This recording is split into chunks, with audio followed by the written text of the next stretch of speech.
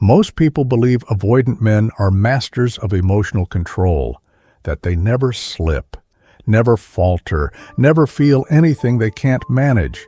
They seem calm, detached, self-contained, as if love slides off them without consequence. But beneath that composure lies a mind at war. An avoidant man doesn't stay in control because he's unaffected. He stays in control because he's terrified of what will happen if he's not. Control to him is safety.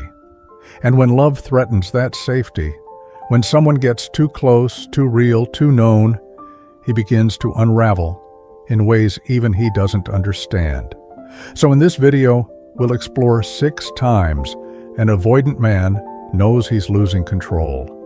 Moments that expose the cracks in his defenses, the subtle breakdown of his emotional fortress, and the terrifying truth he can't outrun, that love is changing him even as he tries to escape it.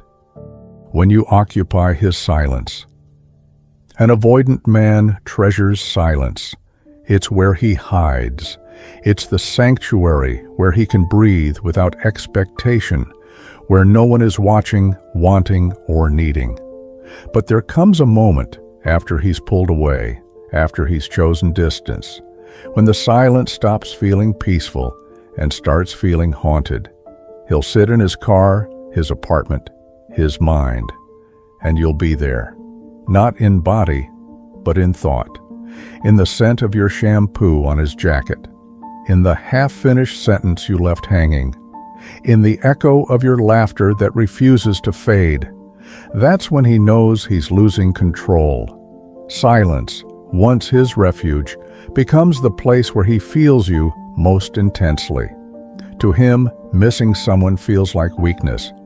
But when his solitude is filled with your ghost, he knows he's no longer the one in control. When logic fails to kill feelings. Avoidant men survive by thinking their way out of feeling. They turn emotion into logic, love into analysis, connection into control. But when he starts losing control, logic fails. He'll replay conversations, searching for reasons to dismiss you. She was too emotional. She wanted too much.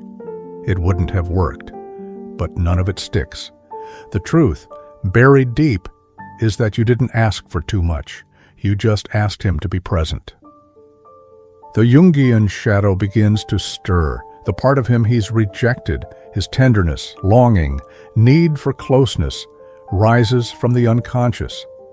Part of him wants to move on. Another part refuses. The more he tries to control his emotions, the more they expose his lack of control.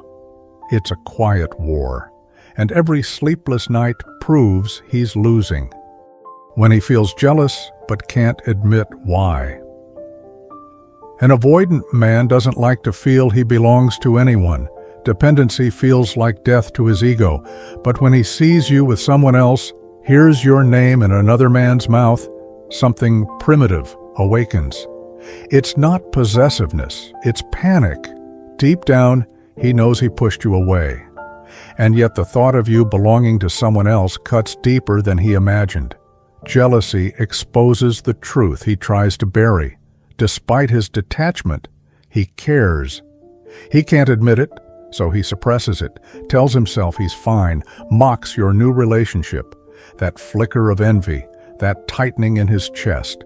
It's the undeniable sign he's losing control. When dreams betray him, avoidant men repress feelings in waking life, but dreams speak freely. In his dreams you appear not as you are, but as an archetype, the anima, the soul mirror, the embodiment of what he's been running from. You'll reach for him across a dark room, vanish just as he tries to touch you.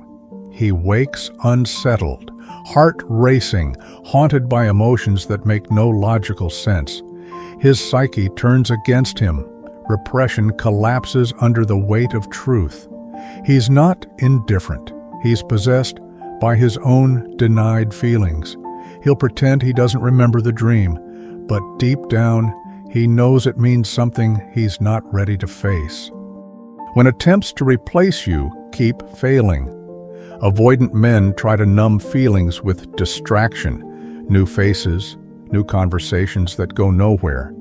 But when he's losing control, no one feels right. No one sounds like you, laughs like you, challenges him like you did. At first he blames the women. They're not my type. They don't understand me. Eventually he sees the pattern. It's him. When a man is split, half craving connection, half terrified of it, no one can reach him until he faces the shadow of what he lost. You were never just another woman. You were the mirror showing him the parts of himself he disowned, the part that wanted to love and be loved but didn't know how. Every failed attempt to replace you deepens his awareness. He can't escape what you awakened. When independence feels like loneliness. An avoidant man prizes independence, his identity, his shield, but when losing control, independence stops feeling like freedom and starts feeling like exile. He notices it in small moments, coming home to silence that no longer soothes, scrolling through his phone, realizing there's no one he can reach out to without fear, no one who truly knows him. Control turns to emptiness. Solitude becomes unbearable. The man who prided himself on not needing anyone confronts the truth. Needing someone isn't weakness. It's the essence of being human. In Jungian terms, this is individuation, integrating what was rejected, the emotional self, the vulnerable self, the self that longs for connection. Losing control is the first step toward wholeness. What he calls losing control is the soul demanding integration, the collapse of illusion, the emergence of truth.